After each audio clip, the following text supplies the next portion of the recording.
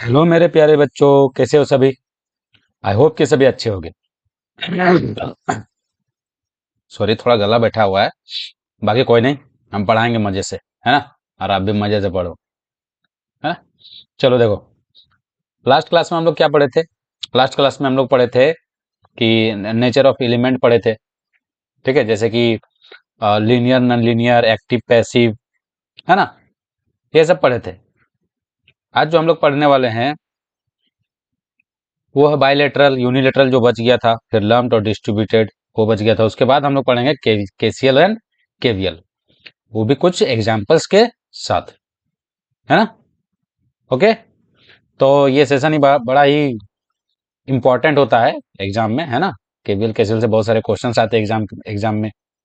तो ये important session होने वाला है। आप बने रहें, जो आपके फ्रेंड्स अगर प्रिपरेशन कर रहे हैं, है ना, सेम एग्जाम्स के, तो आप उन्हें सेशन शेयर भी कर सकते हो। ओके, चलो देखो, हम लोग क्या क्या पढ़ लिए थे उसका थोड़ा सा ओवरव्यू लेंगे, है ना। चलो देखें, सबसे पहले एक क्वेश्चन देता हूं मैं, एक ग्राफ देता हूं, है ना। जैसा कि वी आई कैरेक्टरिस्टिक्स शो करता है, इसलिए हम लोग इधर लेते हैं आई, यहाँ भी, इधर माइनस आई और इधर माइनस वी। ओके, ये ओरिजिन है, यहाँ जीरो मान लेते हैं इसको।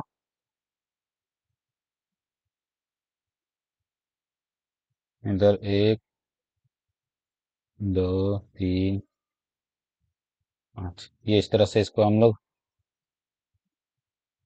मार्किंग भी कर दे तो चलेगा। चलो ठीक है, इधर हो जाएगा -1, -2, -3, -4, -5। ओके, -1, -2, -3, -4, -5। बोलो क्लियर। फिर इधर आ जाओ, -1, -2, -3, -4, -5। चलो देखो, ये हमारे पास एक वी करेक्टरिस्टिक वाला ये है ग्राफ है, ठीक है।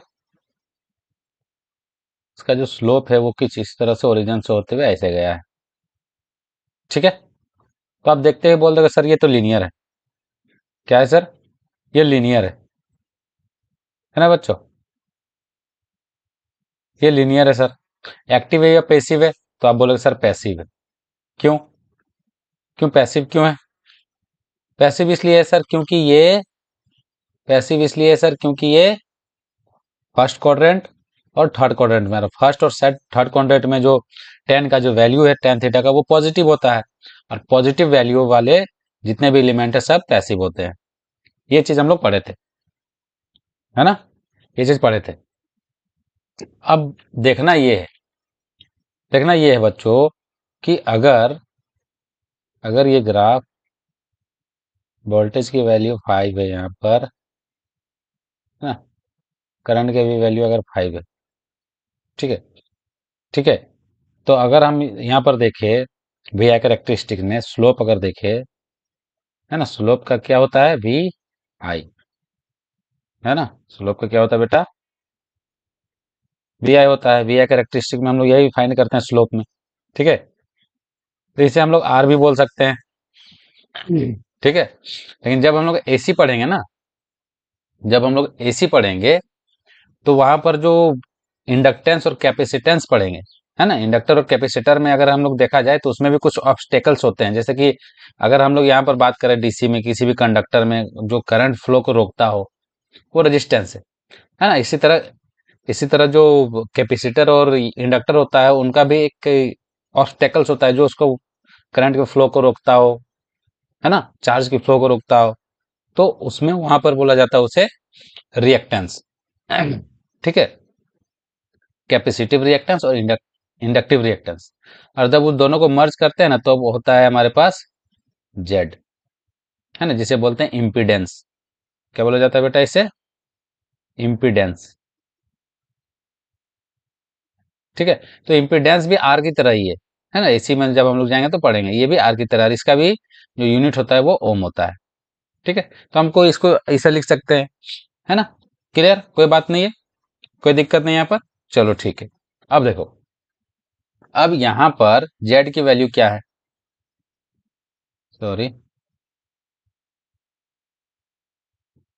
यहाँ पर जेड की वैल्यू क्या हो जाएगी? जेड की वैल्यू 5/5 1 हो जाएगी। चलो सर ठीक है, इधर 1 हो गया। यहाँ पर अगर देखा जाए, यहाँ पर अगर देखा जाए,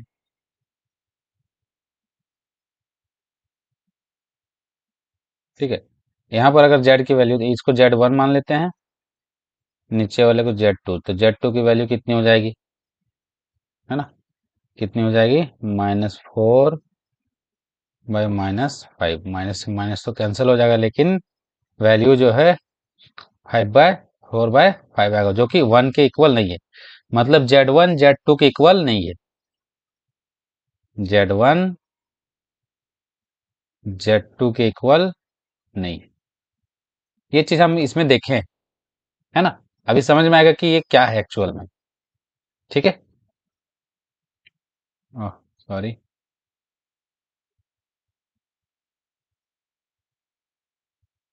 चलो एक और ग्राफ लेते हैं हम लोग जल्दी से, है ना।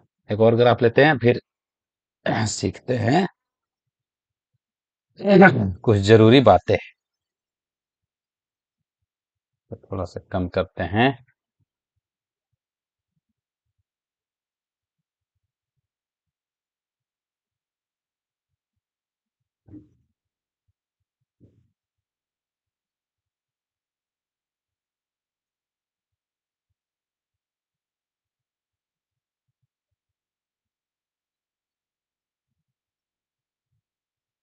ठीक है, देखो ये गया आपका स्लोप। ठीक, इसको अगर हम लोग 4 लेते हैं, है ना, तो 3 लेते हैं, करंट को 3 लेते हैं, तो 4 लेते हैं मान लो। ठीक है, ठीक है, इधर वी आई -I - वी। ठीक है, तो ये भी लीनियर हो जाएगा सबसे पहला, ये लीनियर एलिमेंट होगा है ना, पैसिव भी होगा। ठीक है, और इसके अलावा ये यहाँ पर जो है जेड 1 की जो वैल्यू है ना, जेड 1 मतलब V/I, बार बार बोल रहे हैं V/I को हम लोग जेड भी बोल सकते हैं ना। तो इसकी जो वैल्यू है बच्चा, इसका जो वैल्यू है कितना है? 4/3। और जेड 2 की जो वैल्यू है वो कितना है? -4/-3, माइनस से माइनस कैंसल, यानी 4/3। तो यहाँ पर क्या हुआ, जेड 1 की जो वैल्यू है, Z 1 is equal to Z 2 है ना, दोनों की वैल्यू सेम है, 4/3। क्लियर? यहाँ पर, यहाँ पर ये इक्वल नहीं था। बोलो क्लियर? बोलो यहाँ तक समझ में आया, है ना। अब सर ये बताना क्या चाह रहे हो, हमको समझ में नहीं आया। देखो बेटा, इसको थोड़ा सा छोटा करते हैं, फिर हम बताते हैं कि एक्चुअल में हम आपको बताना क्या चाह रहे हैं। ठीक है,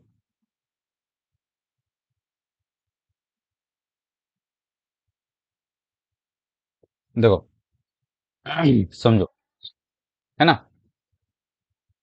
मान लो हमारे पास एक सर्किट है, क्लोज सर्किट। ठीक है, इधर प्लस माइनस, ये करंट का डायरेक्शन है। एक और सर्किट है, सेम सर्किट, है ना, इधर प्लस माइनस,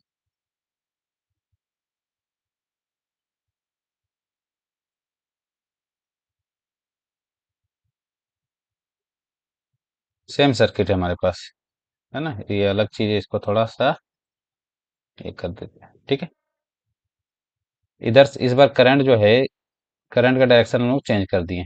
रुक जा, हाँ, करंट का डायरेक्शन हम लोग चेंज कर दिए।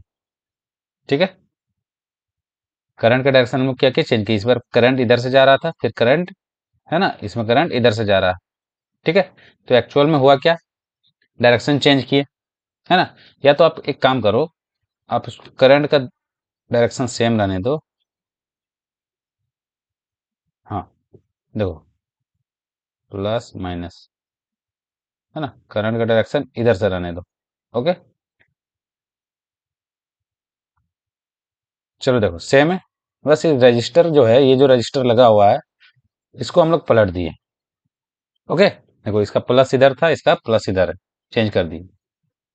तो दोनों कंडीशन में रेजिस्टेंस जो है उसका जो कैरेक्टरिस्टिक है वो सेम शो कर रहा है, वो सेम नेचर शो कर रहा है ना, इसमें कोई बदलाव नहीं आया, चाहे वो पलट के लगा दो चाहे वो सीधा लगा दो। रजिस्टर जो है अपना जो कैरेक्टरिस्टिक्स है वो चेंज नहीं कर रहा है ना। समझ में आया क्या बोले हम? ये दोनों तरफ से सेम प्रॉपर्टी शो कर रहा है, चाहे इसका माइनस प्लस एक साइड कर दो, चाहे मतलब कि इस तरह से चेंज कर दो, माइनस को इधर प्लस को इधर कर दो, है ना। तो ये इसका जो कैरेक्टरिस्टिक्स है वो चेंज नहीं हो रहा, प्रॉपर्टी सेम है ना। तो ऐसे एलिमेंट को बोला जाता है बाइलेटरल एलिमेंट। समझ में आया? ऐसे एलिमेंट को क्या बोला जाता है? बाइलेटरल एलिमेंट को, है ना, बाइलेटरल एलिमेंट। इसमें एग्जांपल क्या आ गया? आर रेजिस्टेंस, है ना, एल इंडक्टेंस इंडक्टर, ओके, और सी कैपेसिटर। ये सभी क्या है बेटा? ये सभी बाइलेटरल एलिमेंट। इसको पलट के लगा दो चाहे जैसे भी लगा दो, है ना, इसका जो प्रॉपर्टी है वो सेम रहेगी। अब बात करते हैं हमारे पास है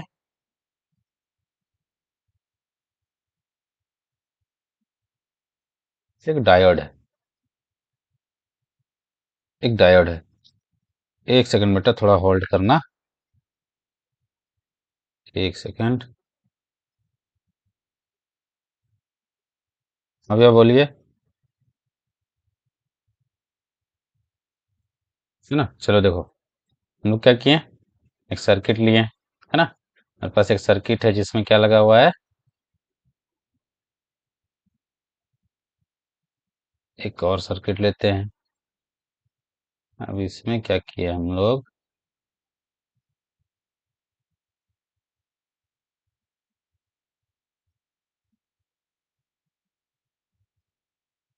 देखो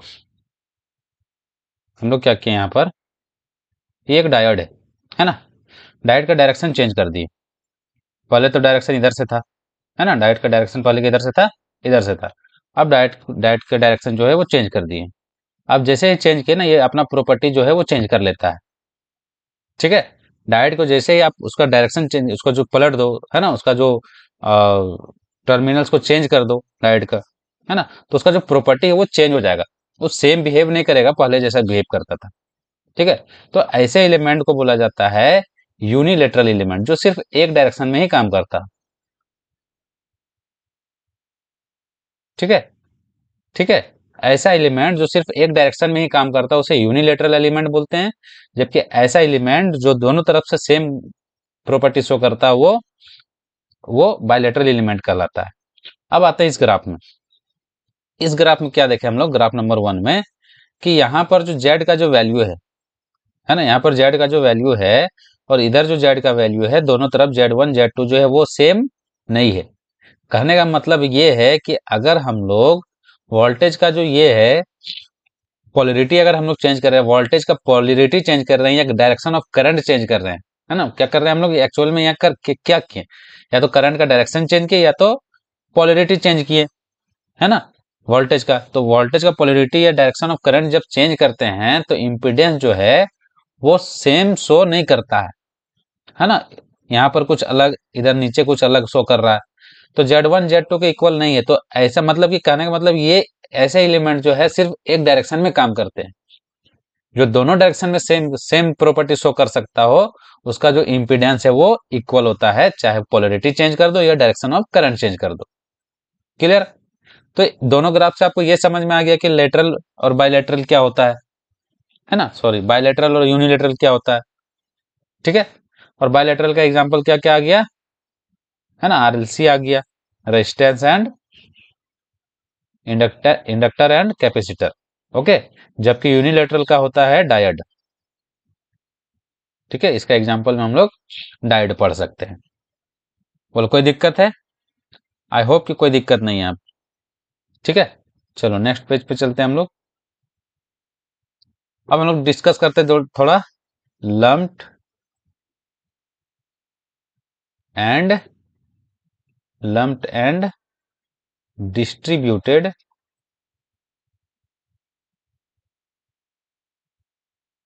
डिस्ट्रीब्यूटेड एलिमेंट का। ठीक है, चलो बात करते हैं।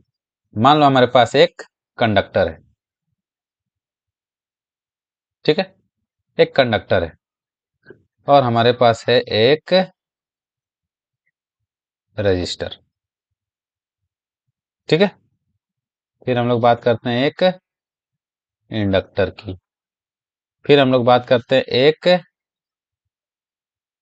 कैपेसिटर की। फिर हम लोग बात करते हैं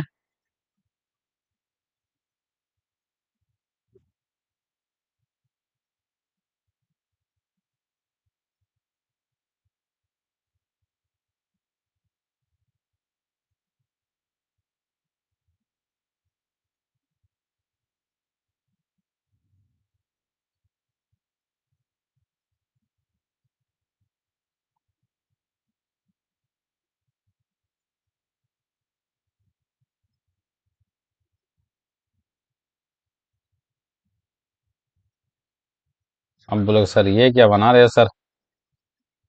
अरे यही तो पढ़ना है आप लोग को, यही पढ़ना है बेटा। देखो हम लोग क्या बना दिए, मेरे पास एक कंडक्टर है ना, और एक ट्रांसमिशन लाइन का डायग्राम है। बस ऐसे समझ लो कि हाँ है। ठीक है, तो अगर इस कंडक्टर में बेटा हम लोग कहीं पर रेजिस्टेंस ढूंढेंगे तो हमें मिलेगा। कहीं पर रेजिस्टेंस ढूंढेंगे तो मिलेगा। हम बोलोगे हाँ सर मिलेगा, कि कंडक्टर में हर जगह रेजिस्टेंस है इसका अपना। लेकिन हम बोलेंगे किसी एक पॉइंट पर रेजिस्टेंस कितना है, तो आप बता पाओगे? नहीं सर। ठीक है, तो इसी को बोला जाता है डिस्ट्रीब्यूटेड एलिमेंट, जिसका रेजिस्टेंस जो है पूरे उसके ये में फैला हुआ हो, है ना। वो किसी एक पॉइंट पर हम उसको शो नहीं कर सकते हैं। जैसे इस ट्रांसमिशन लाइन में रेजिस्टेंस अगर हम लोग यहाँ फाइंड करें रेजिस्टेंस, तो हमें रेजिस्टेंस मिलेगा नहीं, क्योंकि ये तार है सर, इसका रेजिस्टेंस पूरा इसमें फैला हुआ है। किसी एक पॉइंट पर रेजिस्टेंस हम लोग फाइंड नहीं कर सकते, है ना। तो इस तरह ये क्या हो जाएगा, ये डिस्ट्रीब्यूटेड एलिमेंट हो जाएगा। क्लियर? जबकि ये खुद एक रजिस्टर है, तो इसका रेजिस्टेंस तो यही होगा। ये एक रजिस्टर है तो इसका रेजिस्टेंस यही होगा, इधर तो होगा नहीं, है ना। तो इस तरह से हम लोग क्या बोलेंगे, लम्प्ड एलिमेंट। क्या बोलेंगे बेटा, लम्प्ड एलिमेंट। बोलो क्लियर? एक सेकेंड, एक सेकेंड बेटा।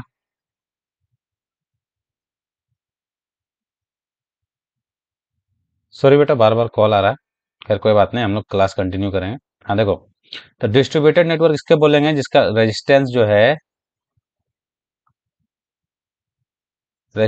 है, एक सेकेंड, है ना, is not fixed at a point, है ना। किसी पॉइंट पर रेजिस्टेंस जो इसका फिक्स नहीं होता है। ये रेजिस्टेंस हर जगह सेम है, यहाँ पर यहाँ से यहाँ तक रेजिस्टेंस सेम है ना। किसी एक जगह पर रेजिस्टेंस फिक्स नहीं है। क्लियर? बट ये तो खुद रजिस्टर है, यहाँ तो इसका रेजिस्टेंस यहीं से इतना ही में होगा, है ना, इधर तो होगा नहीं। ठीक है, जैसे ये इंडक्टर है तो इसका इंडक्टेंस जो है इतना से इतना ही में होगा। क्लियर? इसलिए ये लम्प्ड एलिमेंट कहलाता है। ओके ओके, आई होप कि समझ में आया होगा। चलो फिर हम लोग कुछ क्वेश्चन देखते हैं, कुछ क्वेश्चंस देखते हैं, फिर हम लोग आगे बढ़ेंगे केवीएल केसीएल में। ओके, चलो यहाँ भी हो गया, इधर आई हो गया, इधर आई माइनस हो गया, इधर आई प्लस हो गया। ठीक है, चलो देखो, आपको बताना है, आपको बताना है। ठीक है, आपको बताना है कि इधर, है ना, इसका वैल्यू है आपका 5, इसका वैल्यू है 4। ठीक है, फिर इधर ले लेते हैं हम लोग,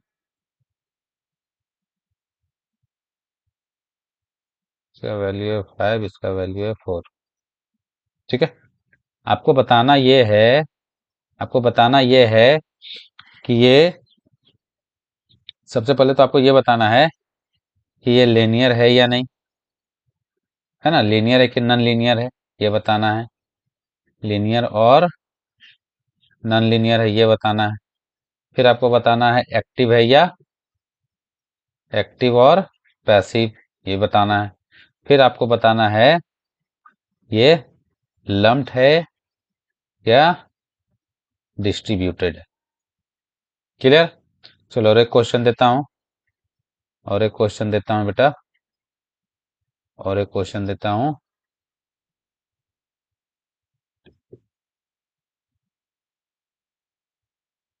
है ना, और एक क्वेश्चन देता हूं, है ना। यहाँ 4 है, इधर 4 है, ठीक है, इधर 4 है, इधर 3 है। अब इसमें आपको बताना है, इसको थोड़ा सा इधर हम लोग मोड़ देते हैं। हाँ, फिर बताना है लीनियर है कि नॉन लीनियर है, प्लस बताना है बेटा आपको एक्टिव और पैसिव बताना है, प्लस बताना है लम्प्ड और डिस्ट्रीब्यूटेड, है ना। ये आपको होमवर्क है, आप कमेंट में इसका जवाब दे सकते हो अगर आप सच में सीखे हुए हो, है ना। सच में आपको मतलब समझ में आ गया मेरे क्लास देखने से, है ना, मेरे सेशन देखने से आपको अगर समझ में आ गया है, आप अच्छे से सीख गए हो, तो आप इसका कमेंट में आंसर दे सकते हो। ठीक है, ठीक है बेटा। अब चलो हम लोग बात करते हैं केसीएल की। ठीक है, किसकी बात करें आज हम लोग? केसीएल की, है ना, जिससे किरचॉफ्स करंट लॉ भी बोला जाता है। क्या बोला जाता है?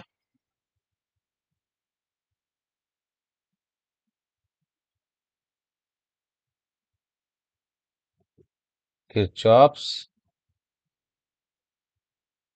करंट लॉ भी बोला जाता है, या तो इसको फर्स्ट लॉ भी बोलते हैं। ठीक है, या इसे लॉ ऑफ चार्ज कंजर्वेशन भी बोला जाता है। बोलो, कोई दिक्कत है? कोई दिक्कत है बेटा? नहीं सर, कोई दिक्कत नहीं, है ना। एक्चुअल में ये होता क्या है बता दो, और इस जो यहाँ जो लिखा है आप, किसे किरचॉफ्स करंट लॉ बोलते हैं, फर्स्ट लॉ बोला जाता है, law of energy charge conservation बोला जाता है, कैसा क्यों बोला जाता है इसे? ठीक है, समझो, समझो बात को, है ना। मान लो कि इधर से एक करंट फ्लो हो रही है आई, ठीक है, और यहाँ आने के बाद ये दो भागों में बट गई, ये दो भागों में बट गई। क्लियर? इधर I1 बन गया, इधर I2 बन गया। ठीक, ठीक है। क्या हुआ यहाँ पर? ये दो भागों में बट गया। सबसे पहले तो ये बट जो रहा है, ये पॉइंट को बोला जाता है नोड, ठीक है। लेकिन यहाँ पर हम लोग बोलेंगे जंक्शन। अब बोलोगे सर नोड भी बोल रहे हो, कभी जंक्शन भी बोल रहे हो, इसका मतलब हम समझाएंगे अभी। पहले तो आप इतना जान लो कि एक करंट आ रही है, और इस जंक्शन में आने के बाद ये दो भागों में बट गई। तो अगर ये करंट जो है आई जो है, ये I1 प्लस I2 के इक्वल होगा। आई होप कि ये चीज आपको अच्छे से समझ में आया हो कि जितनी करंट यहां से आ रही है ना, उतना ही करंट डिवाइड हो रही है दोनों में। तो दोनों को जब हम लोग जोड़ेंगे तो जितना करंट आ रही है इधर से उसके इक्वल होगी। करंट का, किरचॉफ का करंट लो यही बोलता है। सिंपल सा क्वेश्चन है, सिंपल सा कंसेप्ट है, अगर आप समझ गए तो एकदम मजा आएगा, है ना। अभी हम लोग दो बातों का जिक्र किया कि ये जो है, ये इधर से आ रहा है, इधर से ये एक पॉइंट से होकर डिवाइड हो जा रहा है, तो इस पॉइंट को बोला जाता है जंक्शन, ठीक है। लेकिन पॉइंट दो तरह के होते हैं, आप समझो बात को, समझो, ठीक है, बात को समझना। चलो बताते एक बात कि मान लो कि करंट इधर से आ रही है, ठीक है, करंट इधर से आई, इधर से आई, यहाँ एक पॉइंट है। हाँ, देखो, देखो बात को समझो, ठीक है। अब करंट जो है यहां से यहां आई, ठीक है, यहाँ एक पॉइंट है, यहाँ डिवाइड नहीं हुई, फिर से इसी पॉइंट से सेम डायरेक्शन में चली गई, डिवाइड नहीं हुई, उतना ही करंट एक ही लाइन में वो चलते चला गया। लेकिन यहाँ पर एक पॉइंट है जो इस इसको R2, इसको R1 मान लेते हैं, जो R1 और R2 को जोड़ रही है। तो ऐसे पॉइंट को बोला जाता है बेटा नोड। ऐसे पॉइंट को क्या बोला जाता है बेटा नोड। मतलब जहां पर दो वायर आके जुड़ रही है या दो एलिमेंट को जोड़ती है एक पॉइंट, उसे नोड बोलते हैं। मिनिमम 2 वायर जुड़ना चाहिए, वहां एक नोड कहलाएगा। बाकी ये भी एक नोड कहलाएगा, है ना। बोले दो से ज्यादा जितना भी पॉइंट यहाँ जुड़ रहा है, जितने भी वायर जुड़ रहे हैं, देखो इस तरह से, है ना, तो ये भी नोड कहलाएंगे, लेकिन ये जंक्शन भी कहलाएंगे। क्लियर। अगर तीन से ज्यादा हो अगर तीन से ज्यादा हो तो उसे हम लोग जंक्शन भी बोलेंगे। ठीक है बेटा। कहने का मतलब है, अभी हम इसके बारे में थोड़ा सा डेफिनेशन लिखवाएंगे, और इसको मिटाते हैं, रुक जाओ। हम्म,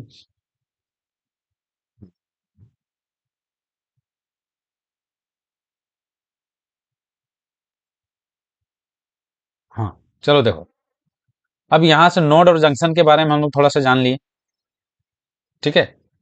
जंक्शन क्या करता है कि मिनिमम जो है,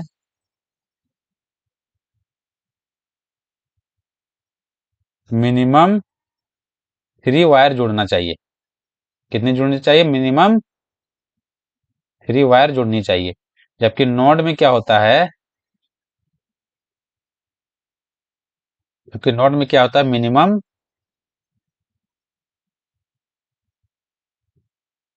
2 वायर्स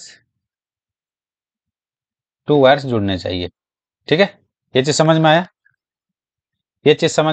हमें क्या समझ में आया सर, कि जंक्शन जो होता है, जहां पर मिनिमम 3 ठो तार जाके जुड़ता हो, उसे वैसे नोड को जंक्शन बोल सकते हैं हम लोग। जहां पर मिनिमम 2 वायर जाके मिल रहा हो, उसको जंक्शन नहीं बोल सकते, क्योंकि 3 से कम है। जबकि इसको नोड बोल सकते हैं, इसको भी नोड बोल सकते हैं। कोई डाउट नहीं होगा ये। नोड में हम लोग केसीएल यूज नहीं कर सकते हैं, क्योंकि यहां पर करंट का डिवीजन नहीं होता है ना। अगर वो सिर्फ नोड है ना, तो वहां पर केसीएल यूज नहीं कर सकते हैं, क्योंकि यहां पर करंट डिवीजन नहीं होती है ना। केसीएल कैन नॉट यूज, है ना। KCL can not be used, इसको बोल सकते हैं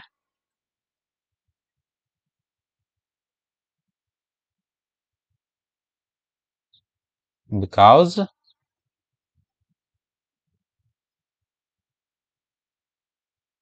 current is not being divided या डिस्ट्रीब्यूटेड। बोलो क्लियर, है ना। यहां पर हम लोग क्या कर सकते हैं, यहां पर केसीएल यूज नहीं कर सकते। केसीएल का यूज वहीं होगा जहां पर करंट डिवाइड हो रहा है, जैसे यहां पर, है ना। KCL can be used. बोलो कोई डाउट है बेटा? नहीं, है ना। अब हम लोग बात कर रहे थे केसीएल की। अभी नोड और जंक्शन के बारे में इसलिए बता दिए क्योंकि इसका यूज यहाँ पर होगा ही होगा, है ना। चलो देखते हैं। हाँ, अब जरा केसीएल के बारे में थोड़ा डिटेल से स्टडी करते हैं। केसीएल को क्या बोला जाता है बेटा? आप लोग बोलो फिर से, क्या बोला जाता है? किरचॉफ्स करंट लॉ बोला जाता है सर। और क्या बोला जाता है सर? इसे फर्स्ट लॉ भी बोला जाता है किरचॉफ का। और क्या बोला जाता है sir? Law of law of charge conservation. Law of charge conservation भी बोला जाता है। समझ में आया क्यों बोला जाता है सर? तो एक बार फिर से हम लोग वही डायग्राम बनाएंगे कि यहां से मान लो कि आई जो जा रहा है वो 7 एम्पियर है। चलो जा रही है सर। फिर ये आगे आके डिवाइड हो गया, आगे आके ये डिवाइड हो गया, आधा इधर चला गया, आधा इधर, आधा नहीं, जितना इधर मान लो कि इधर हम लोग I1 मान लेते हैं जो कि 3 एम्पियर है, तो इधर I2 4 एम्पियर चला गया, है ना। क्या क्या करंट जो है डिवाइड होने से क्या करंट खत्म हो गया, ये घट गया? नहीं घटा। तो जितना आ रहा है उतना जा रहा है, कोई भी लॉस इस जंक्शन में नहीं हो रहा है ना। इस जंक्शन में कोई भी करंट का लॉस नहीं हुआ, है ना। No charge loss. इस जंक्शन में क्या हो रहा है, नो चार्ज लॉस, इसलिए इसे लॉ ऑफ चार्ज कंजर्वेशन भी बोला जाता है ना। क्यों सर, क्योंकि I is equal to I1 plus I2 है, तो I कितना था 7, है ना। देखो I1 कितना है 3, I2 कितना है 4 इज इक्वल टू 7 एम्पियर है। तो करंट आ भी रहा है 7 एम्पियर, करंट जा भी रहा है 7 एम्पियर, तो करंट का कोई लॉस हो नहीं रहा, इसलिए लॉ ऑफ चार्ज कंजर्वेशन इसको बोलते हैं। बोलो कोई दिक्कत नहीं यहाँ पर, है ना। अभी हम लोग ये सीख गए हैं, क्या सीखे सर, कि जंक्शन किसे बोलते हैं, जहां पर मिनिमम 3 वायर आके जुड़ता हो उसे जंक्शन बोलते हैं, जहां मिनिमम 2 वायर आके जुड़ता है उसे नोड बोलते हैं, ठीक है।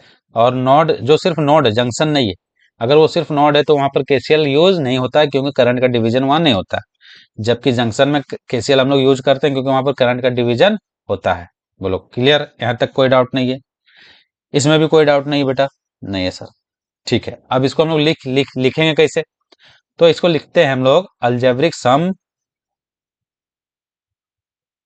सम ऑफ, है ना, current current entering the junction is equal to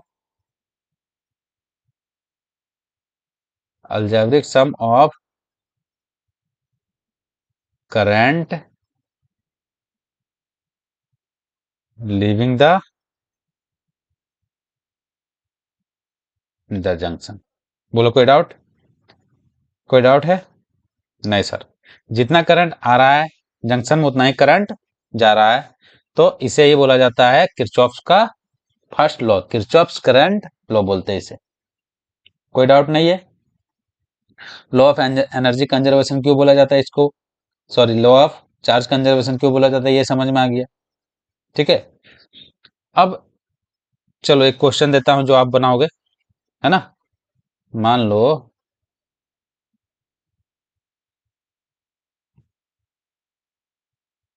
ठीक है,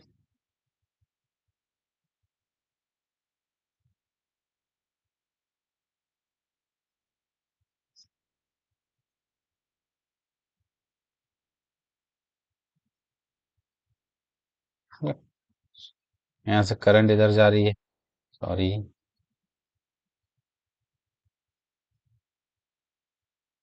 मान लो यहाँ से करंट इधर जा रही है I1 7 एम्पियर, ठीक है।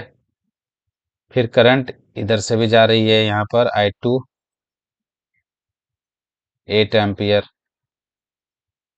ठीक है। करंट इधर जा रही है 10 एम्पियर,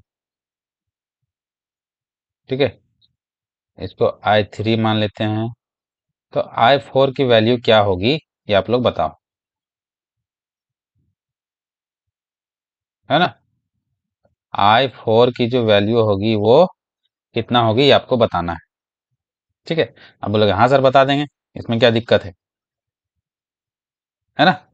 अब बोलोगे हाँ सर बता देंगे, क्या दिक्कत है। हम बोलेंगे चलो जोड़ो सबको, I1 plus I2 plus I3 plus I4,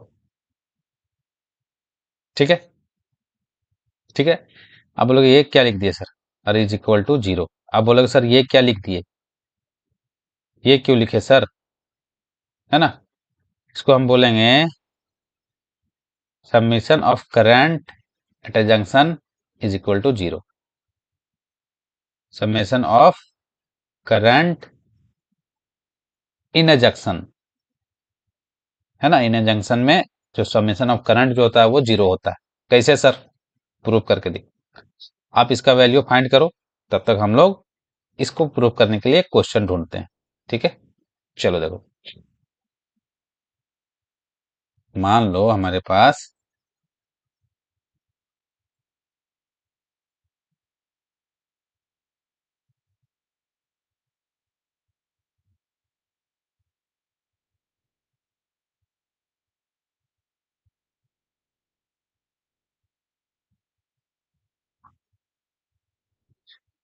चलो देखो, ठीक है, इधर से करंट इधर जा रही है, ठीक है, करंट जा रही है इधर से, इसको I1 मान लेते हैं हम लोग।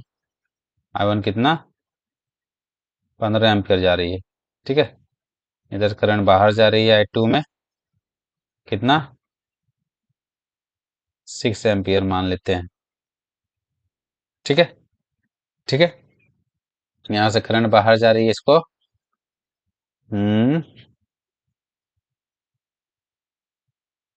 कितना मान लें, 17 एम्पियर मान लेते हैं, ठीक है। तो इधर से करंट अंदर जा रही है, कितनी, मान लेते हैं 8 एम्पियर। बोलो क्लियर, ठीक है। तो अब सबको जोड़ दो। हम क्या बोले, किसी भी एक जंक्शन में जितना भी करंट है सबको अगर हम लोग जोड़ते हैं, ठीक है, तो वो क्या आता है बेटा, क्या आता है, जीरो आता है। कैसे सर, चलो देखो, सबसे पहले तो जितना इंटर कर रहा, हम लोग क्या पढ़े हैं, एक जंक्शन में जितना भी करंट इंटर कर रहा हो वो इक्वल टू होता है जितना भी करंट बाहर जा रहा है उसका समीशन के। चलो ठीक है सर, तो I1 अंदर जा रहा है तो इसको जोड़ दो इधर, I1, फिर अंदर कौन जा रहा है, ये जा रहा है, इसको I4 मान लो, तो I3 मान, तो प्लस I4 जो है इक्वल टू होगा किसके, I2 प्लस I3 के। I4 कितना, I1 15 plus I4 8 is equal to 23 ampere, और इधर इधर कितना हो गया, 6 एम्पियर प्लस 17 एम्पियर, ये भी कितना हो जाएगा, ये भी कितना हो जाएगा, 23 एम्पियर। तो दोनों तरफ इक्वल हो गया, है ना। तो ये केसीएल को फॉलो करता है ना, ये केसीएल को फॉलो करता है, ठीक है। केसीएल यही बोलता है। चलो देखो, अब इसको हम लोग ऐसे लिख सकते हैं कि सर अगर हम इस I2 और I3 को इसी साइड ले जाएं, जैसे इधर I1 है प्लस I4 है, अब इधर से माइनस I2 अगर हम लोग ले जाएं इधर, है ना, और माइनस I3 अगर इधर ले जाए तो इधर जीरो बचेगा, है ना, और दोनों तरफ इक्वल होना चाहिए, मतलब इधर भी जीरो होना चाहिए। तो यही वो हम बोल रहे थे कि अगर हम करंट को सम करते हैं दोनों तरफ से, है ना, एक जंक्शन में जितने भी करंट है चाहे वो आ रही है चाहे जा रही है, अगर उसको हम लोग जोड़ते हैं तो वो जीरो के इक्वल होगी, है ना, है ना, समझ में आया। Summation of current at a junction is equal to zero, ये चीज कौन बोलता है, किरचॉफ्स करंट लो। चलो देख लो जीरो के बराबर आ रहा है कि नहीं, है ना। तो कितना इधर 15 प्लस 8 माइनस 17 माइनस 6, है ना, इसका जो वैल्यू निकलेगा वो जीरो हो। क्लियर है बेटा, क्लियर है। आई होप कि केसीएल आपको अच्छे से समझ में आ रहा होगा, है ना। अब एक चीज मैं आपको समझाना चाह रहा हूं वो ये है कि मान लो जब हम लोग क्वेश्चन करेंगे, जब हम लोग क्वेश्चन करेंगे, है ना, जब हम लोग क्वेश्चन करेंगे तो जब हम लोग केबीएल पढ़ेंगे, है ना, कभी कभी हम लोग को क्या जैसे रूल है केसीएल, जब केसीएल केबीएल जब हम लोग रूल अप्लाई करते हैं कहीं पर, तो sometimes we have to assume current, है ना, हमें करंट जो है उसका डायरेक्शन जो है एज्यूम करना पड़ता है, ठीक है। तो जब हम लोग करंट को एज्यूम करते हैं, जब हम लोग करंट को एज्यूम करते हैं, जो रिजल्टेंट करंट आता है, जो बाद में जो करंट आता है एक्चुअल करंट, उसका वैल्यू अगर माइनस में आ जाए, उसकी वैल्यू अगर माइनस में आ जाए, इसका मतलब ये है जो एक्चुअल करंट उसमें जो फॉलो कर रही है उसका डायरेक्शन उल्टा है। जैसे मान लो सपोज करो कि यहाँ एक सर्किट है, सपोज करो कि यहाँ पर एक सर्किट है, ठीक है। हम लोग करंट का डायरेक्शन इधर से एज्यूम किए, मानने बोल रहे हैं, हम लोग मान लिए कि करंट का डायरेक्शन जो हम लोग ऐसे एज्यूम किए हैं, उसके बाद इस क्वेश्चन को सॉल्व करने पर जो वैल्यू आई वो करंट की वैल्यू क्या आई, नेगेटिव आई। इस करंट की वैल्यू क्या आई, नेगेटिव आई, है ना। तो नेगेटिव आया इसलिए, मतलब कि नेगेटिव आया क्योंकि हम लोग करंट का डायरेक्शन उल्टा लिए थे। एक्चुअल में करंट का डायरेक्शन किधर से होगा, ये इधर से होगा, वो हम एज्यूम किए थे, है ना। तो उतना कोई दिक्कत नहीं है, हम बस अगर नेगेटिव आएगा तो हम समझ जाएंगे कि करंट का डायरेक्शन जो है वो इधर से है। क्लियर, कोई डाउट नहीं बेटा, है ना। तो द एक्चुअल, इसको हम लोग लिख लेते हैं, इसको नोट में लिख लो, द एक्चुअल, है ना, the actual direction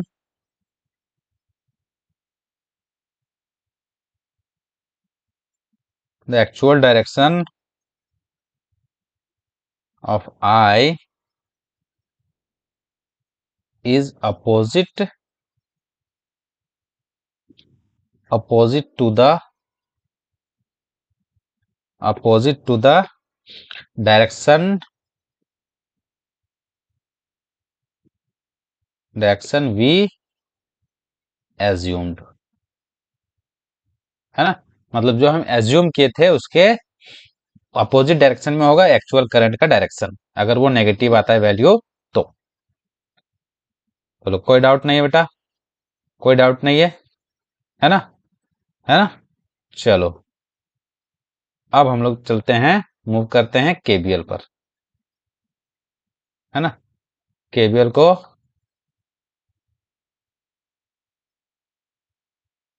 Kirchhoff's voltage law भी बोला जाता है ना, या इसे सेकेंड लॉ भी बोलते हैं, है ना, या इसे लॉ ऑफ एनर्जी कंजर्वेशन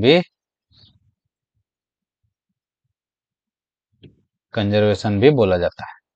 क्यों बोला जाता है हम लोग पढ़ेंगे सर, पढ़ेंगे सर, पढ़ेंगे पढ़ेंगे, ठीक है।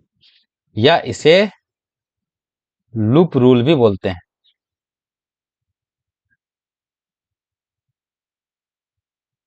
क्या बोला जाता है इसे, लूप रूल, रूल कुछ तो गलत था, हमको भी लग रहा था, ठीक है। लूप रूल भी बोला जाता है। क्यों सर, ये लूप रूल क्यों बोला जाता है। देखो सबसे पहले तो हम लोग समझते हैं कि लूप किसे बोलते हैं, है ना, और मैश किसे बोलते हैं। लूप का मतलब समझो, लूप का मतलब अगर हम बोल दें कि एक क्लोज सर्किट, लूप का मतलब अगर हम बोल दें एक क्लोज सर्किट जिसका पाथ एक जगह से शुरू होकर दूसरे जगह पर जाके मिल जाता है, क्लोज्ड, तो इसे हम लोग लूप बोलेंगे। क्या बोलेंगे बेटा, लूप, ठीक है। अगर इसको हम लोग ऐसे कर दिए सर, थोड़ा सा सजा दिए, थोड़ा सा और सजा देते हैं, है ना, थोड़ा सा और सजाते हैं, थोड़ा सा सजाते हैं बेटा,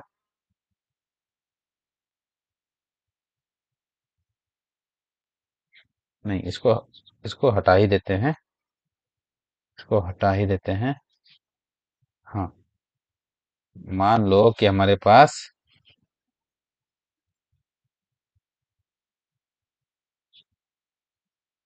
ये एक सर्किट है, क्लोज सर्किट है ना, इसे क्लोज लूप भी बोल सकते हैं, इसे क्लोज्ड लूप भी बोल सकते हैं, ठीक है, ठीक है।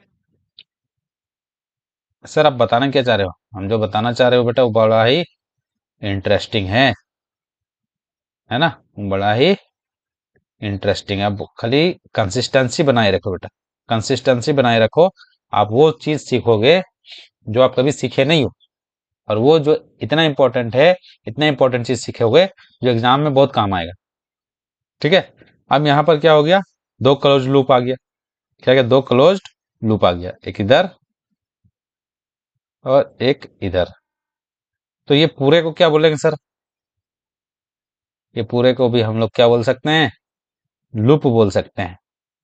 लेकिन जबकि एक लूप मतलब करने का मतलब ये पूरा लूप है एक, जिसके अंदर में दो, एक दो और लूप है। समझ में आया हम क्या बोलना चाह रहे हैं, हम क्या बोलना चाह रहे हैं, समझ में आया कि सर एक बड़ा लूप है जिसके अंदर में दो लूप है, ठीक है। लेकिन सर अगर मतलब कि लूप के अंदर में और भी लूप बन सकते हैं, लेकिन मैश, एक होता है मैश, है ना। मतलब मैश किसे बोलेंगे सर,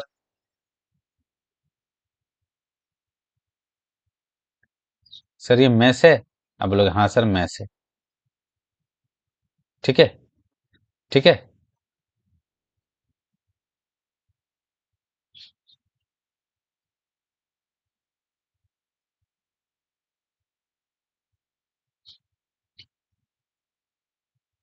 अरे यार,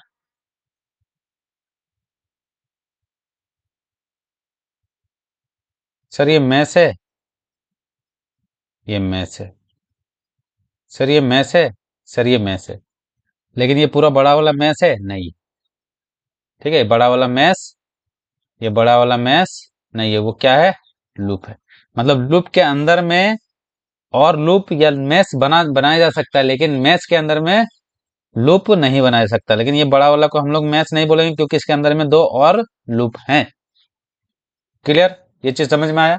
मतलब कि कहने का मतलब ये है बेटा कि मैस जो है, जितने भी लूप हैं, जितने भी मतलब कि लूप है, उसको हम लोग मैस नहीं बोल सकते हैं, लेकिन जितने भी मैस है उसको लूप बोला जा सकता है। ये लूप है, इसको लूप भी बोल सकते हैं, लेकिन इसको भी लूप बोल सकते हैं, और ये बड़ा वाला को भी लूप बोल सकते हैं, लेकिन बड़ा वाला को मैस नहीं बोला जा सकता है।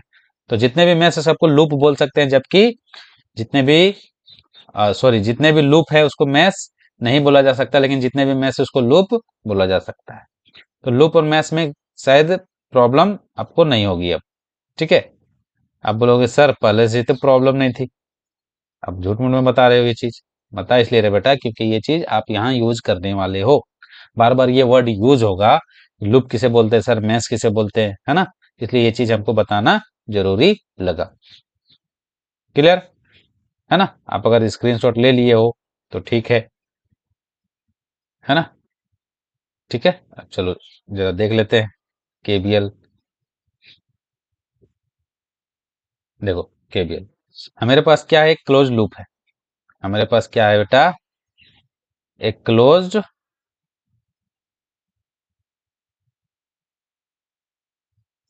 लूप है। ठीक है, जिसका नाम हम लोग दे दिए हैं P Q R S. Clear? Clear? ठीक है, ये क्लोज लूप है। ठीक है, इसको क्या बोलेंगे? लूप है, क्लोज लूप। ठीक। तो अगर हम बोले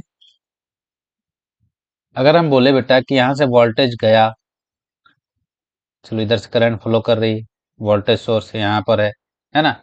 यहाँ पर वोल्टेज कुछ बदलाव आएगा, है ना? आए, इसको आर मानते हैं, है ना? आया, तो आया यहाँ पर वोल्टेज ड्रॉप होगा, है ना? फिर वोल्टेज ऐसे चलते हुए जो भी आएगा यहाँ तक आएगा। मतलब पी से अगर हम लोग काउंट करेंगे तो पी से वोल्टेज अगर यहाँ से इधर से आया, यहाँ ड्रॉप हुआ, फिर यहाँ आया, फिर आया इधर से यहाँ तक, तो यहाँ से यहाँ तक जो वोल्टेज अगर हम लोग फाइंड करेंगे बेटा, हम क्या बोले, इधर से क्लॉकवाइज हम लोग चल रहे हैं ऐसे, है ना? पी से, तो voltage at P minus voltage at P is equal to zero होगा। है? समझ में नहीं आया? चलो, summation of delta V is equal to zero. आप समझ में आया? क्या बात कर रहे हो सर? बेटा हम समझाना यही चाह रहे हैं कि किसी भी क्लोज लूप में, है ना, यहाँ से वोल्टेज गेन हो रहा है, फिर वोल्टेज ड्रॉप हो रहा है, फिर वोल्टेज गेन होगा, फिर वोल्टेज ड्रॉप होगा, यहाँ कहीं भी अगर यहाँ और भी एलिमेंट लगा तो और भी वोल्टेज ड्रॉप होगा। लेकिन किसी एक पॉइंट पर अगर ये यहाँ से चलना चालू किया और यहाँ से फिर आके यहीं रुकता है, तो जितना भी वोल्टेज गेन हुआ, जितना भी वोल्टेज ड्रॉप हुआ, उसका सबमिशन कितना होगा? जीरो होगा। मतलब वोल्टेज चेंज जो है किसी एक पॉइंट से, अगर हम लोग देखा जाए किसी एक पॉइंट के रिस्पेक्ट में अगर यहाँ से चलना चालू किया और यहाँ से यहाँ तक फिर आ गए, तो जितना भी वोल्टेज चेंज हुआ वो किसके इक्वल होगा? जीरो के होगा। समझ में आया? इसको हम लोग क्या लिख सकते हैं, है ना? Summation of sum of sum of change sum of change in voltage, है ना? In a in a loop, in a loop, in a close loop बोल सकते हैं, ये इंपॉर्टेंट है, क्लोज लूप होना चाहिए, क्लोज लूप, है ना, इज इक्वल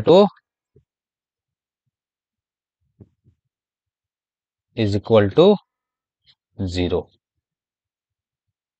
अभी भी अगर समझ में नहीं आया तो कोई बात नहीं, आप टेंशन मत लेना, सब कुछ समझ में आएगा, है ना।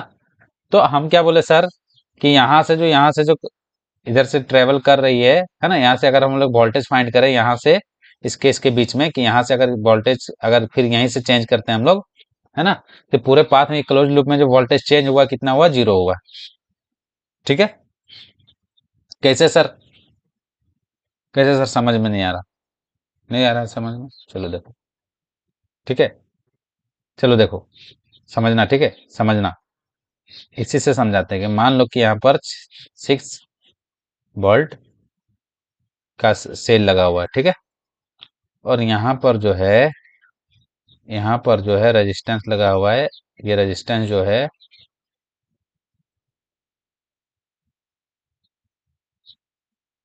ये रेजिस्टेंस जो है 2 ओम का लगा हुआ है। क्लियर। तो अगर हम लोग करंट फाइंड करना है, करंट फाइंड करना है ना, यहाँ पर हमको करंट फाइंड करना है, तो क्या करेंगे, ये 6 वोल्ट है यहाँ पर, ठीक है, ये 6 वोल्ट है, इधर से हम लोग जा रहे हैं, करंट को एज्यूम किए, ठीक है, करंट को एज्यूम किए तो 6 वोल्ट है, 6 वोल्ट है यहाँ पर, ठीक है ना। यहाँ वोल्टेज ड्रॉप हो रहा है, तो उसको हम लोग माइनस कर देंगे। वोल्टेज कितना ड्रॉप हो रहा है, आई आर, है ना, इसको 2 आई मान लेते हैं, है ना, तो वो जीरो के इक्वल होगा। अब क्या बोले सर, कि वोल्टेज गेन हुआ, फिर वोल्टेज ड्रॉप हुआ, है ना, लेकिन टोटल कितना हो जाएगा, ये जीरो हो जाएगा। मतलब वोल्टेज गेन हो या वोल्टेज ड्रॉप हो, टोटल जो चेंजेस होता है एक क्लोज लूप में, टोटल जो चेंजेस आ रहा है वो कितना होगा, जीरो के इक्वल होगा। ठीक है, ये चीज समझ में आया, आई होप कि अच्छे से समझ में आया होगा। मतलब कि कोई भी चेंजेस, जो चेंजेस है वो जीरो के बराबर है। आप समझो यहाँ पर इसको लॉ ऑफ एनर्जी कंजर्वेशन क्यों बोला जाता है। ठीक है, हम क्या बोले सर, कि चार्ज यहाँ से चलना चालू किया, इधर से आया, यहाँ से आया यहाँ, और जितना भी वोल्टेज में चेंजेस हुआ, वोल्टेज गेन, वोल्टेज ड्रॉप, जितना भी चेंजेस हुआ जीरो के बराबर। मतलब कि अब वोल्टेज का डेफिनेशन आपको पता होगा, V इज इक्वल टू, ये वाला आपको पता होगा, ये फॉर्मूला, है ना, है ना। तो इसका मतलब क्या, वोल्टेज पोटेंशियल डिफरेंस किसे बोलते थे, कि किसी भी चार्ज को एक पॉइंट से दूसरे पॉइंट में लाने पर किया गया कार्य, है ना, इसी को बोला जाता था। अब चार्ज को हम लेके जा रहे हैं, है ना, एक पॉइंट से दूसरे पॉइंट तक, लेकिन काम तो कुछ कर ही नहीं रहे, है ना, काम कर रहे हैं, वोल्टेज का जो चेंजेस आया वो तो जीरो के बराबर आया, मतलब काम भी जीरो के बराबर आया। इसलिए एनर्जी का तो खपत हो ही नहीं रहा। एनर्जी जो है, एनर्जी जो है ना ही डिस्ट्रॉय हो रहा है, ना ही एनर्जी गेन हो रहा है, चेंजेस हो ही नहीं रहा। पोटेंशियल डिफरेंस में कोई चेंजेस नहीं हो रहा है, वोल्टेज में कोई चेंजेस नहीं हो रहा है ना, है ना, जितना भी चेंजेस हुआ जीरो के बराबर है। इसलिए इसे लॉ ऑफ एनर्जी कंजर्वेशन कहा जाता है, ये principle of conservation of energy. बोलो कोई डाउट, कोई डाउट है बेटा, नहीं है, नहीं है, कोई डाउट नहीं है, कोई डाउट नहीं है सर। और जो भी डाउट है वो क्वेश्चन से हम लोग समझ लेंगे। अब कुछ रूल्स है ना, हमारे पास कुछ रूल्स, है ना, फॉर अप्लाइंग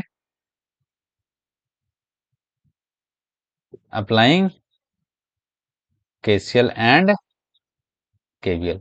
अब केवीएल केसीएल जहां हम लोग यूज करेंगे बेटा, वहां पर कुछ कुछ चीजों को हमें ध्यान में रखना है ना, कुछ कुछ चीजों को हमें अपने दिमाग में रखना है। सबसे पहला, कि जब हम लोग केवीएल या केसीएल यूज करते हैं तो सबसे पहले हमें क्या करना पड़ता है, एक करंट जो है, करंट जो है हमको एज्यूम करना पड़ता है ना, हमें करंट एज्यूम करना पड़ता है ना, एज्यूम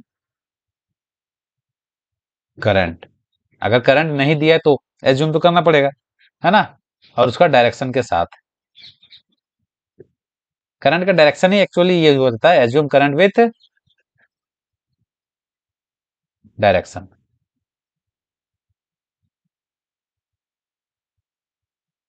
जाओ, इसको हम लोग बोल सकते हैं assume current direction, assume current का डायरेक्शन एज्यूम करना है जो फॉलो करता हो, जो फॉलो करता है किसको, केसीएल को।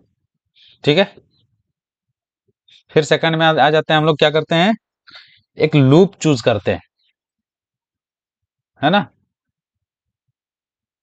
चूज अ लूप, है ना। अब चाहे उसमें क्या हो सकता हो, चाहे उसमें रेजिस्टेंस हो सकता हो, या इंडक्टेंस हो सकता हो, या कैपेसिटेंस हो सकता है, या कितनों भी नंबर में हो सकता है ना। हमें एक लूप चूज कर लेना है।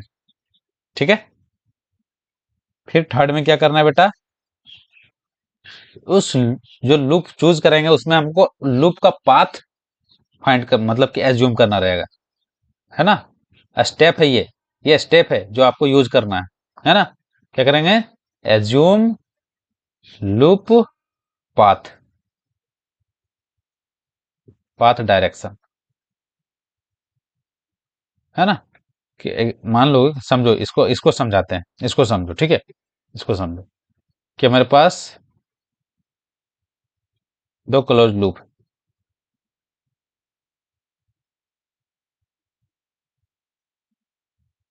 ठीक है। तो इसका तो पाथ का जो डायरेक्शन है ये किधर से है, तो या तो वो ऐसे हो सकता है, इधर से घूमेंगे हम लोग, या तो इधर से, है ना। इसे क्लॉकवाइज बोलते हैं, इसको एंटी क्लॉकवाइज बोलते हैं। तो पाथ का जो, ये जो लूप का जो पाथ का जो डायरेक्शन होता है वो या तो क्लॉकवाइज होता है या तो एंटी क्लॉकवाइज, आप खुद एज्यूम करोगे, और दोनों में कोई गलत नहीं है। या तो आप क्लॉकवाइज एज्यूम करो या तो एंटी क्लॉकवाइज ये एज्यूम करो, दोनों में आंसर सेम आना है ना। तो कोई डाउट नहीं है, ठीक है, कोई टेंशन नहीं लेने का। ओके बेटा, चलो पॉइंट नंबर 4 देखते हैं। पॉइंट नंबर 4 जो है, पॉइंट नंबर 4 जो है वो बहुत इंपॉर्टेंट है ना। इससे पहले थोड़ा सा हम लोग प्रीवियस पेज पे चलते हैं। अब यहाँ पर हम आपको एक चीज समझाना चाहते हैं कि यहाँ पर जो साइन है, समझो, आप बोलोगे सर यहाँ पर 6 को प्लस क्यों लिखे हो, और यहाँ आई आर को, 2i को माइनस में क्यों लिखे हो, समझना।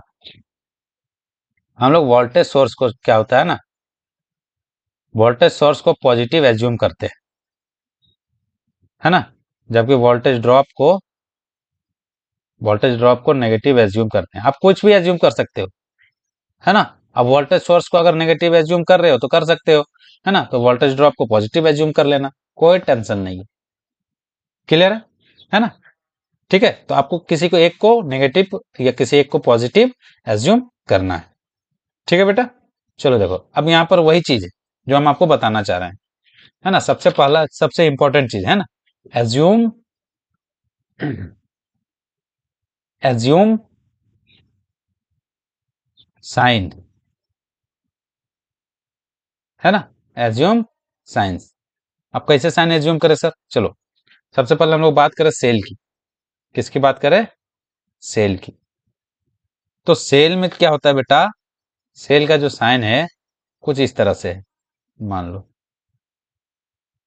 और डायरेक्शन इधर से है। अगर डायरेक्शन इधर से है ना, तो क्या हो रहा है, नेगेटिव से पॉजिटिव जा रहा है। अगर हम लोग पॉजिटिव को ज्यादा मानते हैं, मान लें पॉजिटिव ज्यादा होता है ना, पॉजिटिव क्या होता है, ज्यादा होता है, तो नेगेटिव से पॉजिटिव में अगर जा रहा है मतलब ये बढ़ रहा है। एक्चुअल में क्या हो रहा है, ये बढ़ रहा है, तो इसका हम लोग क्या मानेंगे, पॉजिटिव। हम समझाने के लिए बोल रहे हैं, एक्चुअल में ऐसा होता नहीं है ना। अब बस दिमाग में रखने के लिए कि अगर हम लोग नेगेटिव से पॉजिटिव में जा रहे हैं तो हम ये समझते हैं कि वो चीज बढ़ रही है, और बढ़ रही है मतलब वो पॉजिटिव हो रही है, पॉजिटिव है। क्लियर।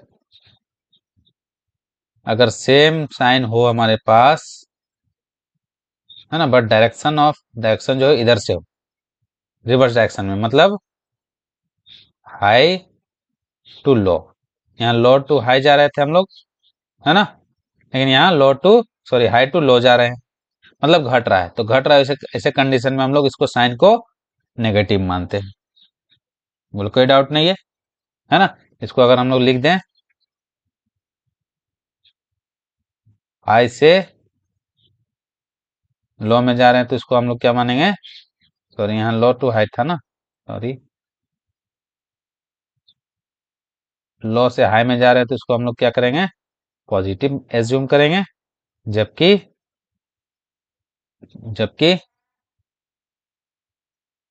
यहाँ हाई से लो में जा रहे हैं तो इसे नेगेटिव एज्यूम करेंगे।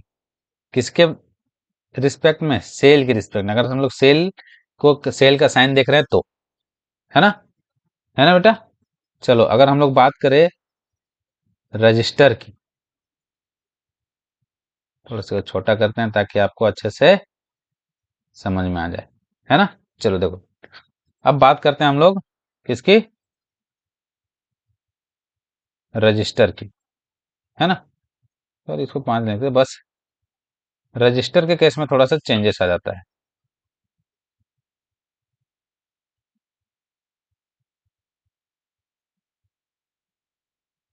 ठीक है, रजिस्टर के केस में थोड़ा सा चेंजेस आ जाता है। ठीक, मान लो करंट का डायरेक्शन इधर से है, करंट का डायरेक्शन इधर से है और हमारा पाथ का जो डायरेक्शन है वो इधर से है। लूप का जो पाथ है, हम लोग बोले थे अभी 3 नंबर में, देखो एज्यूम लूप पाथ डायरेक्शन। तो लूप का जो पाथ है करंट के उल्टी डायरेक्शन में है, तो यहाँ पर साइन जो होगा वो पॉजिटिव होगा। बोलो क्लियर, है ना, है ना, है ना। सेम डायरेक्शन में अगर हम लोग, है ना, अपोजिट डायरेक्शन में अगर लेते हैं, बात को समझो। यहाँ पर जो सेल में जो हम लोग देख रहे थे, वो किस चीज को देख रहे थे? किसको हम लोग ये प्रेफरेंस किसको मांग रहे थे? है ना, वो सेल के टर्मिनल्स को हम लोग प्रेफरेंस मान रहे थे। थोड़ा सा बड़ा करते।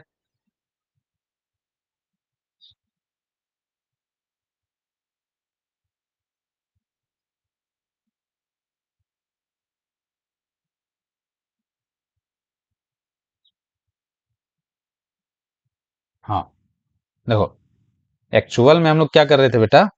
एक्चुअल में क्या कर रहे थे कि यहाँ पर जो है हम लोग सेल के जो साइन है, पॉजिटिव प्लस माइनस, उसको देख के हम लोग जो है वो यहाँ पर डिसाइड कर रहे थे पॉजिटिव नेगेटिव, है ना। जबकि रजिस्टर में प्लस माइनस कोई साइन है ही नहीं, तो यहाँ पर आपको देखना पड़ेगा करंट की डायरेक्शन।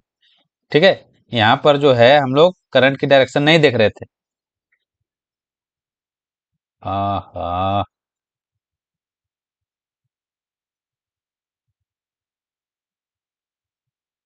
हाँ, यहाँ पर करंट की डायरेक्शन को हम लोग नहीं देख रहे थे। हम लोग क्या देख रहे थे बेटा एक्चुअल में? एक्चुअल में हम लोग देख क्या रहे थे? ये जो सेल का जो टर्मिनल है, पॉजिटिव नेगेटिव, वो देख रहे थे। और फिर पाथ का डायरेक्शन को देख रहे थे कि पाथ अगर मेरा इधर से, है ना, किधर से?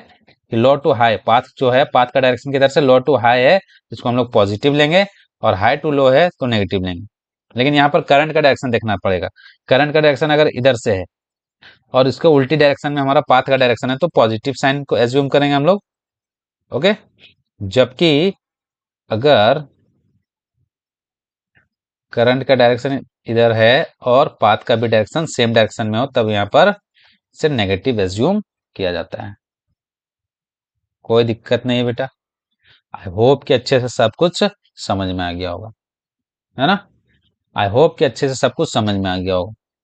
ठीक है, अब हम लोग कुछ क्वेश्चन सॉल्व करेंगे। ठीक है, कुछ क्वेश्चंस करेंगे, है ना, ताकि जो चीज हम पढ़े हैं उसको हम अप्लाई करके ये रिवीजन कर सके कि हाँ सर, जो आप बोले हो वो सही है, हम ऐसे सॉल्व कर सकते हैं केबीएल केसीएल को। ठीक है, तो क्वेश्चन है, फर्स्ट क्वेश्चन ये है बेटा। क्वेश्चन ये है, एक मेरे पास एक क्वेश्चन है, रुक जाओ।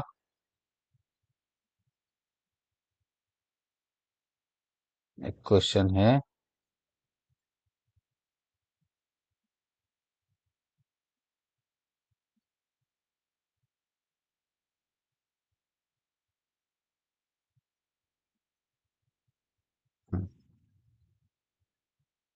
एक क्वेश्चन यहाँ दे देता हूँ। हाँ, हमारे पास ये एक क्वेश्चन है ना। ठीक है, इसको हम लोग मानते हैं 12 ओम, इसको 5 ओम, इसको मान लेते हैं 8 ओम। ठीक है, चलो अब इसमें फाइंड क्या करना है बेटा? ये जो 5 ओम वाला जो रजिस्टर है, यहाँ पर वोल्टेज फाइंड करना है। चलो बताओ कैसे करोगे। तो पहला पहला स्टेप क्या था सर, यहाँ पर लगेगा क्या, सबसे पहले देखो वोल्टेज फाइंड करना है, तो उससे पहले हमको क्या फाइंड करना पड़ेगा, करंट, क्योंकि करंट तो दिया नहीं। करंट फाइंड करना है तो हमें केवीएल यूज करना पड़ेगा। कौन सा, केवीएल यूज करना पड़ेगा। ठीक है, भले इसका नाम किरचॉफ वोल्टेज लॉ है ना, लेकिन लेकिन देखा जाए तो इसमें एक्चुअल में हम लोग करंट फाइंड करते हैं। तो केवीएल यूज करेंगे यहाँ पर। तो केवीएल यूज करने पर सर हमारा पहला जो स्टेप था वो एज्यूम करते थे करंट का डायरेक्शन को। अब यहाँ पे करंट का डायरेक्शन आप कहीं भी किसी भी डायरेक्शन में आप एज्यूम कर लो, है ना। अगर वैल्यू पॉजिटिव आई तो सेम डायरेक्शन में होगी करंट, और नेगेटिव आई तो उसका उल्टा डायरेक्शन में करंट होगी, वैल्यू सेम आएगी। ठीक है, तो आप कोई भी डायरेक्शन चूज कर लो। तो हम सर, आप बोलेगे सर डायरेक्शन हम यही चूज करते हैं इधर से, है ना। करंट जो है, करंट का जो डायरेक्शन है वो ऐसे होगा, है ना। करंट का जो डायरेक्शन होगा वो ऐसे होगा। चलो एज्यूम कर लिए सर, ठीक है। उसके बाद क्या था, उसके बाद क्या था, चूज अ लूप। अब लूप तो एक ही है इसमें, लूप एक ही है तो कोई दिक्कत नहीं है। फिर एज्यूम लूप पाथ का डायरेक्शन। पाथ का डायरेक्शन आप एंटी क्लॉकवाइज ले लो, चाहे तो आप क्लॉकवाइज ले लो। आप एंटी क्लॉकवाइज भी ले सकते थे, कोई दिक्कत नहीं है। ठीक है, ठीक है। फिर क्या है, उसके बाद साइन को देखते हुए हमें आगे आगे सॉल्व करना है। ठीक है, अब करंट फाइंड करना है बेटा, करंट फाइंड करना है। तो ओम्स लॉ में करंट का वैल्यू क्या होता है, करंट कैसे फाइंड करते हैं, V बाय आर, ऐसे फाइंड करते हैं ना। अगर हम ओम्स लॉ लगाएंगे तो करंट कैसे फाइंड करेंगे, V बाय आर। चलो स्टेप बाय स्टेप, दो स्टेप हमारा पूरा हो गया। तो करंट यहाँ पर अगर हम लोग इधर से जा रहे हैं, है ना, इधर से डायरेक्शन, डायरेक्शन मेरा किधर क्लॉकवाइज, तो इधर से जा रहे हैं ऐसे। तो ये यहाँ पर देखो, इस वोल्टेज को कितना लिखेंगे हम लोग, इस वोल्टेज का वैल्यू नहीं लिखा हुआ, इसको 50 वोल्ट लिख लेना। ठीक है, और नीचे वाले वोल्टेज इसको 75 वोल्ट लिख लेना। ठीक है, इस सेल की जो वोल्टेज है, पोटेंशियल डिफरेंस ईएमएफ इतना है। ठीक है, चलो अब यहाँ से क्या हो रहा है, -2 प्लस जा रहा है, मतलब ये क्या हो रहा है, इसको हम लोग पॉजिटिव ले सकते हैं। ठीक है, पॉजिटिव प्लस, प्लस है कि माइनस है, चलो यहाँ देख लेते हैं। करंट का डायरेक्शन इधर है और हमारा जो पाथ का डायरेक्शन भी है सेम डायरेक्शन में है, इसको माइनस लिखेंगे, है ना।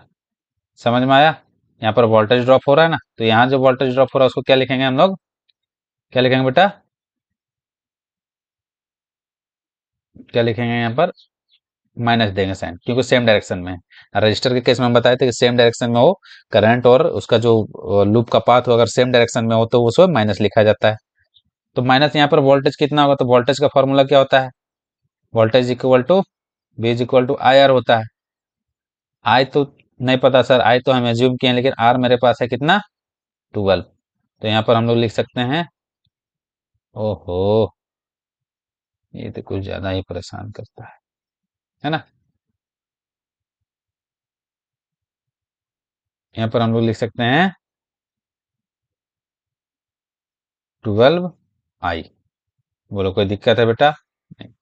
फिर आगे आते हैं, करंट का डायरेक्शन इधर है, और हमारा जो पाथ का डायरेक्शन भी सेम डायरेक्शन में है। देखो करंट इधर से आ रहा है, पाथ भी इधर से आएगा, तो ये भी माइनस हो जाएगा कितना, 5I। वोल्टेज ड्रॉप को लिखना है, हम सिर्फ वोल्टेज ड्रॉप को ही लिख रहे हैं, है ना। फिर नीचे आएंगे, ये भी सेम डायरेक्शन में है, करंट का डायरेक्शन भी इधर है और पाथ का डायरेक्शन भी इधर है, तो ये भी माइनस हो जाएगा कितना, 8I। ठीक है, अब यहाँ देखो ये पॉजिटिव है, ये नेगेटिव है, पॉजिटिव से नेगेटिव में जा रहा है, इसको भी हम लोग क्या करेंगे, -75 लिख देंगे, और इज इक्वल टू होता है कितना, 0। 0 क्यों सर, अब हम बताए थे कुछ देर पहले, अभी केवीएल जब हम लोग पढ़े थे, तो summation of change in voltage in a close loop is equal to 0।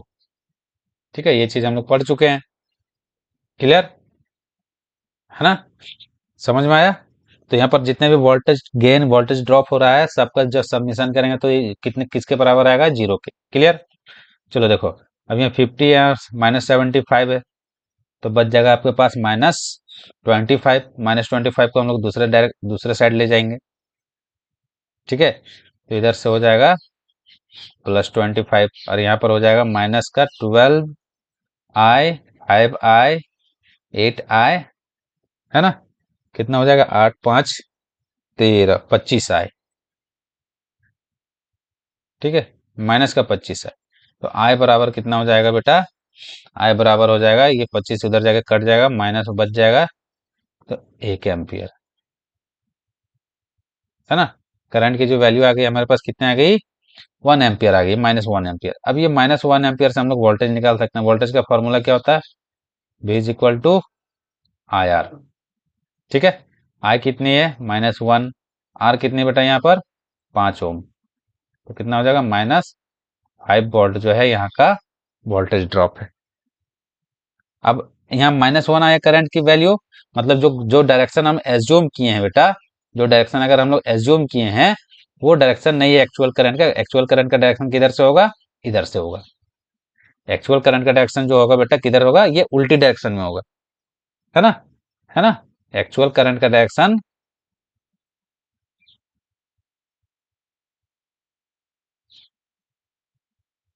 Actual direction जो है किधर से होगा, इधर से होगा। बोलो समझ में आया, समझ में आया बेटा। आई होप कि क्वेश्चन आपको समझ में आया होगा अच्छे से। आप अगर करंट को एज्यूम इधर से एज्यूम करके बनाओगे तो ये पॉजिटिव में आएगा वैल्यू। ठीक है, करंट को अगर इधर से आप ये एज्यूम करके बनाओगे तो ये करंट का जो वैल्यू पॉजिटिव में आएगा, लेकिन यहाँ पर जो वोल्टेज जो है वो -5 वोल्ट ही आएगा। अब कर लेना एक बार, ठीक है। चलो हम लोग नेक्स्ट क्वेश्चन देखते हैं। Question number 2। क्वेश्चन नंबर 2 क्या बोल रहा है, क्वेश्चन नंबर 2 बोल रहा है बेटा कि आपके पास जो है एक वोल्टेज सोर्स है, एक वोल्टेज सोर्स है ना। और ये डब्बा वाला से डरना मत, इसके बारे में हम पढ़ाएंगे आगे, है ना। हम पहले ही बोल चुके हैं, इस डब्बा वाला जो साइन होता है इसको डरना नहीं है। 4i वैल्यू इसकी।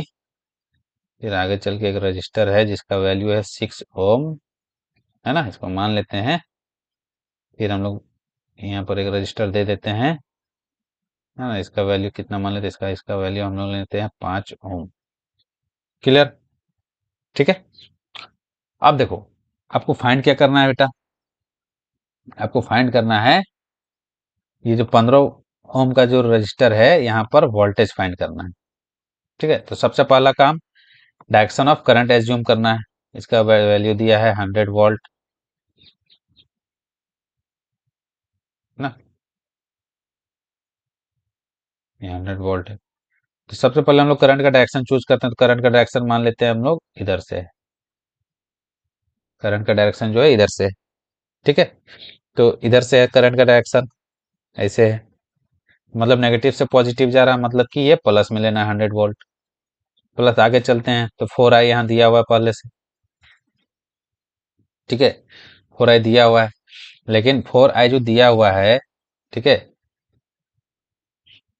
ठीक है, अब समझो हम लोग क्या किए, पाथ का जो डायरेक्शन है क्लॉकवाइज लिए।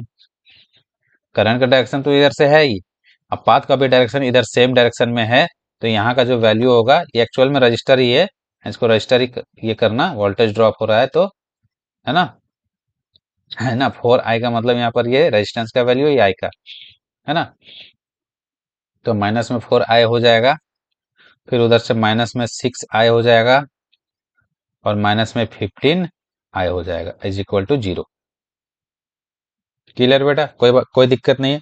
तो इधर से हो जाएगा माइनस का 25i, उधर -100 होकर 100 को उधर ले जाएंगे तो माइनस से माइनस कैंसल, तो i इज इक्वल टू हो जाएगा 4 एम्पियर।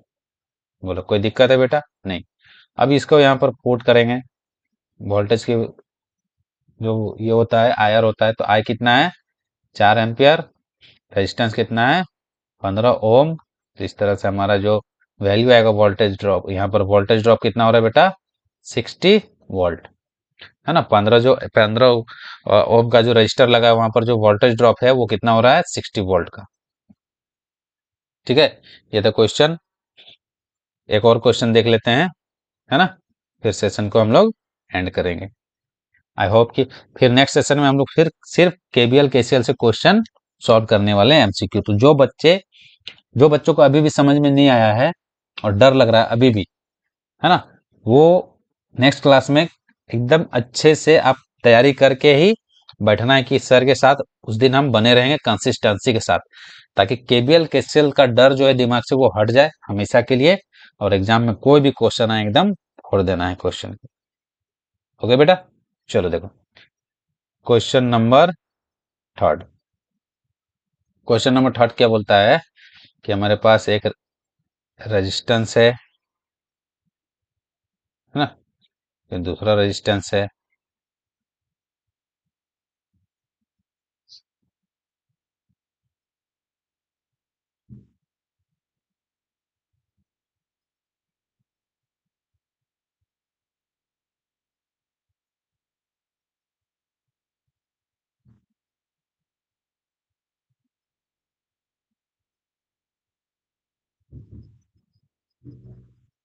आई देखो ये क्वेश्चन दिया हुआ है, यहाँ 5 ओम है, यहाँ 10 ओम, इसको 5 एम्पियर मान लो, इसको 2 एम्पियर मान लो, ये 2 वोल्ट का है। अब हमें फाइंड करना है ना, है ना, क्या फाइंड करना है, ये जो टर्मिनल है यहाँ पर, ये जो सेल है 2 वोल्ट, है ना, वहां पर पावर फाइंड करना है, पावर एट 2 वोल्ट, यहाँ पर पावर फाइंड करना है। तो पावर फाइंड करने के लिए पावर का फॉर्मूला क्या होता है बेटा, या तो वी आई है, हमारे पास करंट होना चाहिए, या तो फिर पावर का फॉर्मूला होता है आई स्क्वायर आर। वहाँ वोल्टेज दिया हुआ है तो जाहिर सी बात है ये फॉर्मूला हम लोग लगाएंगे, ठीक है। तो इसके लिए हमारे पास क्या होना चाहिए बेटा, करंट होना चाहिए। करंट फाइंड करने के लिए हम लोग क्या करते हैं बेटा, केवीएल यूज करते हैं। क्या क्या यूज करते हैं बेटा, केवीएल। और केवीएल यूज करने का सबसे पहला जो ये होता है वो होता है डायरेक्शन ऑफ करंट। अब यहाँ करंट का डायरेक्शन दिया हुआ है, करंट का डायरेक्शन किधर से है, ऐसे दिया हुआ है, खाली इसको हम लोग मान लेते हैं I1, ठीक है बेटा।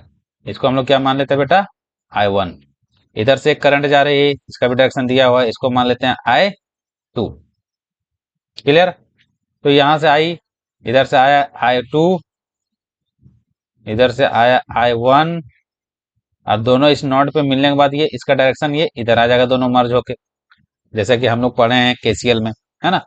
तो इसको हम लोग क्या बोल सकते हैं, दोनों मर्ज होके इधर आया तो I1 प्लस I2। बोलो कोई दिक्कत है, कोई दिक्कत नहीं बेटा यहां तक, चलो ठीक है। अब हम लोग एज्यूम करते हैं इसका पाथ का डायरेक्शन क्लॉकवाइज। बोलो क्लियर, क्लियर बेटा, क्लियर है ऐसे, ठीक है। चलो, या तो आप ऐसे यूज कर सकते हो, ऐसे भी डायरेक्ट बना सकते हो, सारा कुछ दिया हुआ है तो देखो, यहां से I1 जा रहा है, इधर से I1, ठीक है, I1 जा रहा है, फिर इधर से I2 जा रहा है, I2 जा रहा है, दोनों क्या रहा है, इस जंक्शन में जा रहा है, और एक जो है वो निकल रहा है, कौन निकल रहा है, निकल कौन रहा है, उसको माइनस में लिख दो, तो I1 प्लस I2 जो है वो माइनस में है, ठीक है, और दोनों का वैल्यू कितना होता है, 0। ये हमको पता है सर कि एक जंक्शन में जितना भी करंट जो आ रहा है और जितना भी करंट जा रहा है, दोनों सबका सबमिशन जो होता है वो 0 के बराबर होता है। ये चीज हम लोग पढ़े हैं सर, ठीक है। आप इसको I1 प्लस I2 बोल सकते हो, या तो I3 उसका नाम दे दो, ऐसे भी बोल सकते हो, ठीक है, ठीक है बच्चों। चलो देखो, तो I1 प्लस I2, इसको हम लोग उधर ले जाएंगे तो प्लस में I1 प्लस I2 हो जाएगा, ठीक है। तो I1 I2 का वैल्यू कितना है, I1 कितना है, 2 ampere, 2 ampere plus 5 ampere is equal to I1 plus I2, है ना, 7 एम्पियर, ठीक है। तो I1 I2 का वैल्यू जो है 7 एम्पियर आ गया, इसका वैल्यू कितना आ गया, 7 एम्पियर। अब हम वैल्यू फाइंड पुट करते हैं यहाँ पर, वोल्टेज 2 वोल्ट है ना, और करंट कितना है, 7 एम्पियर, तो इस तरह से 14 वाट जो है यहाँ का आपका ये आ जाएगा।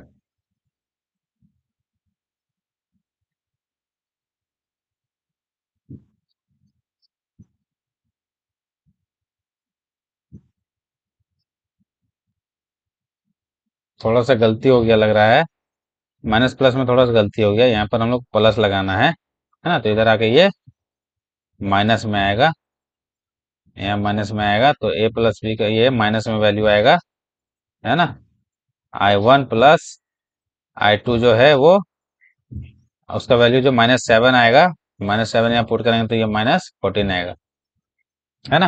अगर ऐसे समझ में नहीं आए तो एक काम करते हैं हम लोग, आई इसको थोड़ा सा चेंजेस करते हैं, थोड़ा सा इजी करते हैं, है ना। थोड़ा सा इसको इजी करते हैं बेटा।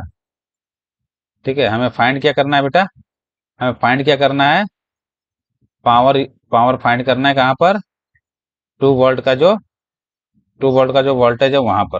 ठीक है, ठीक है। तो हम लोग क्या कर रहे हैं, इधर से करंट, इसको करंट I1 मान लेते हैं। ठीक है, इधर से I2 है जो है, इसको जो है बेटा,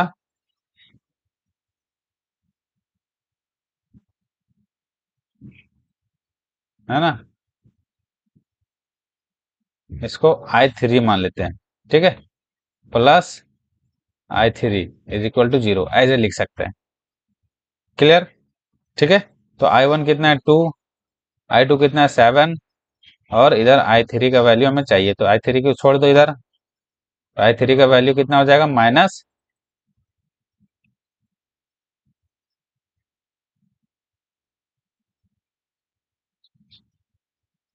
plus I3 is equal to 0, then I3 is equal to -7 हो जाएगा, है ना। वोल्टेज दिया हुआ है कितना 2, करंट कितना -7 इज इक्वल टू -14 वाट आपका हो जाएगा। पावर की वैल्यू है कहाँ पर, यहाँ पर। ठीक है, समझ में आया बेटा। आई होप कि क्वेश्चन अच्छे से आपको समझ में आया होगा। सेशन अगर आपको अच्छा लगे तो आप क्या करोगे पता है ना, अपने दोस्तों को शेयर करो, वीडियो को लाइक करो, है ना। जो क्वेश्चन में डाउट हो, अगर कुछ भी डाउट हो तो कमेंट कर दो, हम देख लेंगे, फिर नेक्स्ट वीडियो में हम आपको वो चीज अच्छे से समझाएंगे। ठीक है, केबीएल केसीएल का डर आपको खत्म हो गया होगा, और नहीं हुआ तो नेक्स्ट सेशन में आप बने रहिएगा, क्वेश्चंस करेंगे हम लोग ढेर सारा केबीएल केसीएल पे बेस्ड। ठीक है बेटा, चलो, चलो, thanks for being with me. Okay.